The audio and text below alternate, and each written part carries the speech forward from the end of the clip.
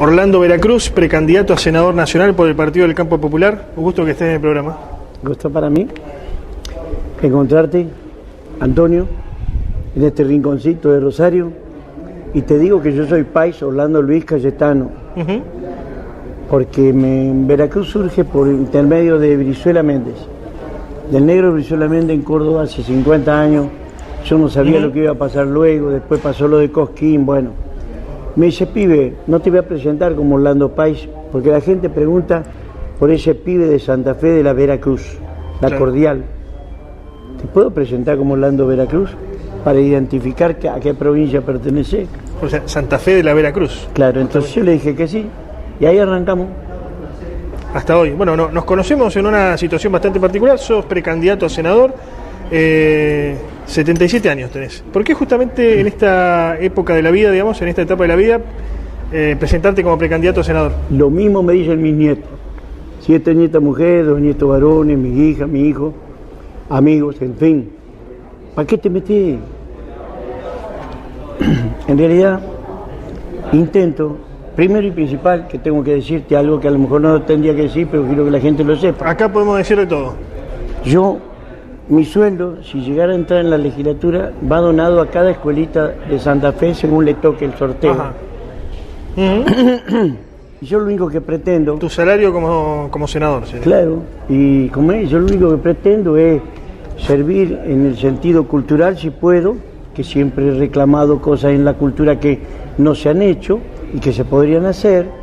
Santa Fe le debe mucho que contar al país, no lo ha hecho, sí lo hizo Salta, Santiago del Estero hizo sus deberes, Corrientes ha hecho sus deberes, nosotros yo creo que no, y tenemos que dar oportunidad a tantos creadores que hay en Santa Fe, que yo por decir Miguel Ángel Morelli, por decir Fander Mole, por decir tanta muchachada que se puede nombrar para establecer un contacto con todo el país y contarle Santa Fe por intermedio de canciones, como lo hizo Santiago del Estero. Claro. Es el único mérito que pueda uno tener, ¿no es cierto? Vas por el Partido del Campo Popular, que es uno de los armados relacionado al empresario mediático José Bonacci. ¿Por qué la intención de participar con esa herramienta electoral? Porque la que alquilaron esta gente. Claro. Yo no sé nada ni quién es Bonacci. Yo no sé nada de eso. Yo lo que sí sé es que estamos en carrera ahora como para hacerlo y luego se verá, porque yo quiero tener un partido exclusivamente para Santa Fe, que se llame Santa Fe por Santa Fe y que vengan de diferentes extractos políticos. ¿Vos ideológicamente cómo te definís? Y yo en realidad, yo me crié en un hogar donde mi papá me sacó de una escuela porque me adoctrinaban y no le gustó a él. Y por el otro lado tuve un suegro muchísimos años que quiero y que también era del otro partido. Suponete, uno era radical y el otro era peronista. Me crié entre las razones que ambos pueden tener y los errores que ambos pueden tener. Sos la síntesis de la nación, digamos. Yo la creo síntesis que sí. política. Entonces, yo no quiero, ya le he dicho a la muchachada, no me hablen mal ni bien de Alfonsín, no me hablen mal ni bien de Perón. Claro. Vamos a dejar de lado estas cosas para poder pensar en lo que la gente está necesitando, en el lugar, qué necesita el islero, qué necesita el pescador, qué necesita el gringo trabajador de las cortas hectáreas, por eso le hice una samba al tambero. Hay mucho por hacer. Santa Fe es una provincia que es la que más aporta al tesoro nacional. Ni hablar. Una de las más productivas. Y me parece, es la más productiva, y la que más paga. Y me parece que podría quedar con mucho más dinero Santa Fe y enviar menos dinero para allá, porque también hay vagos en todos lados, bueno, pero los vagos de ellos que lo banquen ellos, no que lo tenga que bancar Santa Fe. Va junto al historiador de raigambre nacionalista, rosarino también él, pero que ha triunfado a nivel internacional, Marcelo Gullo, hombre relacionado a la iglesia también. ¿Hay aquí algún apoyo de la iglesia, algún apoyo del catolicismo? Y yo fui monaguillo, pero me echaron. Y una vez me echaron cuando estaba rezando el rosario, así que por ese lado va mal la canción. Pero de cualquier forma, puedo decir también, cuando el verso de Julio Miño que yo grabo en la rogativa del cacique Mocoví, que resucite y le reza a su santo en San Javier, y dice, abrile al blanco el pecho para que pueda entender, le dice el cacique. De entre tunales bravos, cansado me desperté, más de 200 años mi padre San Javier tuve dormido a lo indo, oído sin comprender. los ojos hechos tierra también. Abrir al blanco el pecho para que pueda entender. Dale un corazón de indio para que sepa querer. Porque el indio, mi tata, es cristiano también. ¿Qué le deben a Santa Fe, ¿no? ¿Qué se le puede aportar desde el Senado a Santa Fe? Porque, digamos, todos los legisladores llegan con el discurso de alguna manera, que recuperar lo que le sacan a Santa Fe en materia de tributos, en materia de coparticipación. Después se olvidan, ¿no? ¿Qué se le debe a Santa Fe? Y que yo no tenga que hacer una chamarra para el portero, que encontré cuando tocábamos con el Mundo Rivero hace 40 años en el Hotel Presidente, y encontrar un portero que es de Malabrigo, del Arroyo del Toba, y no tener que cantarle al portero, y dice, ¿para qué viniste vos de allá? Justamente salió una señora del edificio que lee, y ni buen día dijo, me dice, llámeme al plomero y sáqueme el perrito. Ni nos saludó. Pobrecito, le digo, viniste del Arroyo del Toba para que te maltraten así, y no había trabajo, allá no hay fábrica, no hay nada. Me parece que se podría quedar mucha gente en el lugar si hubiera más emprendimientos que se originen, ayudándole a la gente que tenga ganas de trabajar. ¿Falta apostar por la producción en la provincia? Totalmente que sí. Es mucho lo que se produce, pero también hay fábricas paradas. ¿Es una dicotomía, Orlando, entre campo y industria? Parece como que son como dos enemigos irreconciliables. No, enemigos lo hacen los que no trabajan. Los que trabajan en la fábrica y trabajan en el campo no son enemigos. El que trabaja no es enemigo del otro que trabaja. Al contrario, se preocupan por dar un producto mejor elaborado y más barato. Eso es lo que hay que dejar. Que la gente compre lo que le gusta porque está mejor elaborado. Yo no voy a comprar un zapato en 1.500 pesos, un zapato atado fiero, si tengo otro de 1.500 pesos, bien hecho. Únicamente que yo sea bombado, que ya es cuestión de la gente. Santa Fe, una de las provincias con más pobres del país, con más desocupados. Generalmente cuando uno habla de la figura del gaucho, uno se imagina un gaucho de la sociedad rural, un gaucho, digamos, de los que se rescata el patrimonio, que por parte de los que se rescata el patrimonio, que son de esos sectores, los sectores más acomodados de la sociedad. ¿Es posible reivindicar al gaucho totalmente de abajo, digamos, al gaucho pobre, al gaucho que trabajaba? ¿No? Porque si no parece como una cosa acartonada para cierto sector de la sociedad. Muy bien, lo que hay que saber es que el gaucho no nace ni con Güemes ni con Martín Fierro. Nace en las serviadas y vaquerías santafesinas, año 1606. ¿Y por qué razón? Por la revolución industrial de Francia e Inglaterra. Porque no estaba inventado el caucho y las arandelas para que no se desgasten los metales en las fábricas primarias que se hacían. Había que mandarle cuero salado de vacuno. Entonces el hombre nómade, bolsita de sal, cuchillo y lazo, para desjarretar a los toros viejos y salarlo hasta Saladero Cabalca, ya está, todo partía de ahí. Entonces ese hombre nómade se convirtió en lo que hacer el gauderio se llamaba, hacer la serviada y vaquería para producir todo el cuero salado que se necesitaba en Europa. Claro. Entonces luego, cuando ese hombre quedó, porque se inventa el caucho, se terminó el gaucho. Cuando se inventó el caucho, terminó el gaucho en estas regiones. Entonces un hombre, lo que hay que entender es esto. ¿Han usurpado algunos la figura del gaucho? Debe haber, de los sectores del agro, debe haber mucha gente que se viste de paisano y no tiene nada de gaucho, como también hay muchachada que se puede vestir con la vestimenta de un urbano y es más gaucho que el otro que está disfrazado. Por ejemplo, en Jesús María, me acuerdo una noche que Yupanqui, la única vez que tocó, había afinado la sexta en re, la quinta en sol, una afinación que Clapton pondera cuando lo escucha tocar a Falú en Ámsterdam, y dijo, si ese hombre está, no saco la guitarra del estuche. Yo estuve ahí en Ámsterdam esa noche, entonces, y lo dijo Clapton, no yo. Entonces, está afinando la viola, el viejo querido, que a mí me invitó a almorzar, y resulta que de las tribunas dicen, chiflaban, lo abucheaban, no lo dejaban. Entonces al otro día, Carrillo le pregunta al maestro Yupanqui, ¿qué opinión tiene usted de Jesús María? Mire, Carrillo, muy educados los caballos, muy educados los caballos. Entonces, hay que poner en claro, el gaucho ni siquiera pudo nacer del amor. Nace de la necesidad fisiológica del español con la India. Lo mismo que el charro en México, lo mismo que el llanero en Venezuela y el chato en Chile, así. Así que un hombre que ni siquiera nació del amor nos dio la patria. Como dice Pedroni, el gran José, quisiera haber vivido mucho tiempo antes, en tu hora prima, en tu día madre, en el rastreo de la libertad, gaucho que estás en todas partes, en toda pisada de caballo, en todo vuelo de ave, gaucho de la Cruz del Sur. Yo no tendría ahora, dice Pedroni, yo no tendría ahora este dolor cobarde, dormiríamos juntos bajo la tierra madre. No pasó lo mismo con el cowboy. Por eso el gran Elvis Presley podía estar de sombrero con barbijo y bota con espuela, era un cowboy, hasta revólver tenía. Y todo el mundo aplaude porque son todos cowboys. Hablemos, Orlando, de educación. Vos nombraste la educación. ¿En qué está fallando la educación? Digamos, porque la mayor parte de los jóvenes, 17, 18 años, no trabajan ni estudian. Y los que estudiaron salen y no tienen herramientas como para incorporarse al mercado laboral, que vivimos en el sistema capitalista de ella. ¿Está fallando la educación? Falla desde hace rato. La educación es, vamos a dividir cultura de educación. Yo puedo levantar la tabla en un baño, si hay mujeres, obviamente. Eso es educación. Cederle el asiento a una abuela es educación. Cultura es otra cosa. Yo puedo ser un tipo que no sé leer ni escribir y soy más culto que aquel que es licenciado.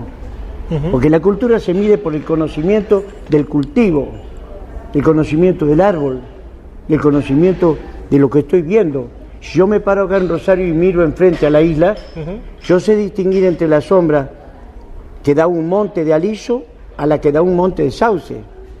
Y si aparte de eso le agrego que del sauce saco la valla aspirina, ya empiezo a hacer culto. O sea, si nosotros no entendemos que un pibe que camina las calles de Salta no es lo mismo que un pibe que camina las calles de aquí, ¿por qué lo han desinformado al joven de aquí?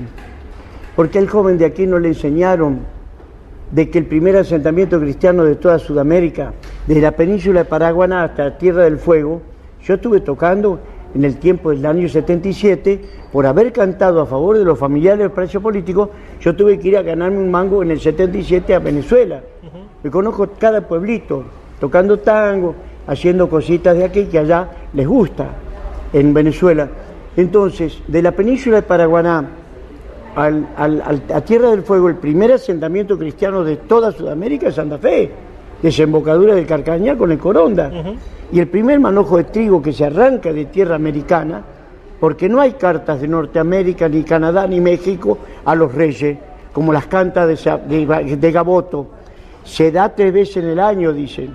¿Se ha perdido el sentido cristiano que en algún momento tuvo la educación? Hoy, digamos, se habla la educación, más que nada, ¿no?, para primaria y secundaria, se habla de educación sexual integral, la famosa ESI, que habla de diversidad sexual, de incorporar a las minorías sexuales. ¿Qué opinas de eso? ¿Se ha perdido el sentido de la educación cristiana? Y se han perdido muchas cosas, pero ¿qué es lo que pasa con esto? Lo principal es arrimarle al pibe novedades que pertenecieron a su abuelo. O sea, Rusia es tradicionalista. El pibe universitario de Rusia sabe quién es el cosaco. En Inglaterra son tradicionalistas. Miren la reina en un carrito con 6 tordillos. Los tordillos van con baticola, con retrancas, y para no molestarle a la vieja, que no va en el pescante, va arriba montado.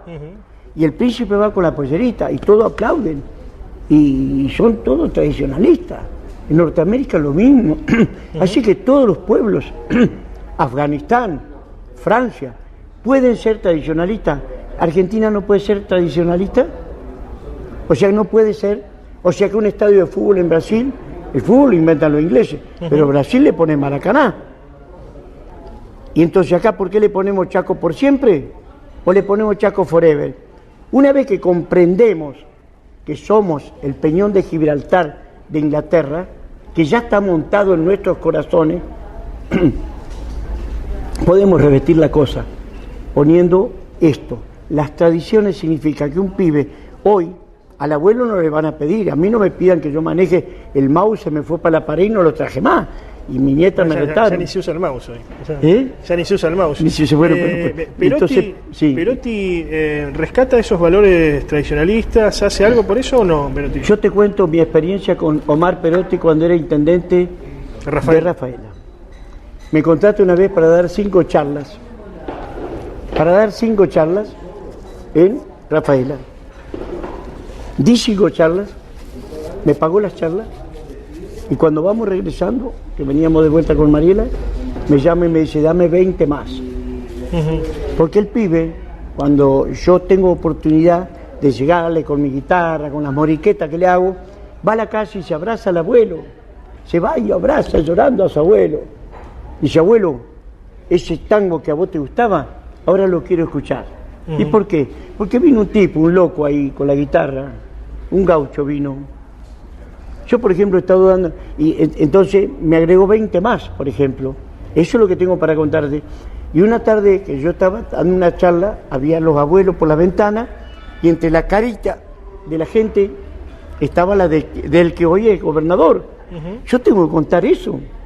Ahora, luego de eso, veamos qué participación tengo yo, porque yo podría estar los lunes, los martes, los miércoles, si yo no voy a venderle ni droga... No se le da lugar a los artistas autóctonos. Es que tenemos que dar charla a la juventud, porque no está capacitado el otro, por ejemplo, para enseñar a Pedroni, no están capacitados para enseñar a Julio Miño, 2 cordilleras poéticas que yo grabé en la Sala La Verdín de aquí, en un disco que se llamó Bajo un mismo cielo. Entonces tengo indio de Pedroni, indio de Julio, gaucho de Pedroni, gaucho de Julio. Pedroni dice que al gaucho lo paró el alambrado, desgarrador de carnes. Yo no tendría ahora este dolor cobarde, dormiríamos juntos bajo la tierra madre.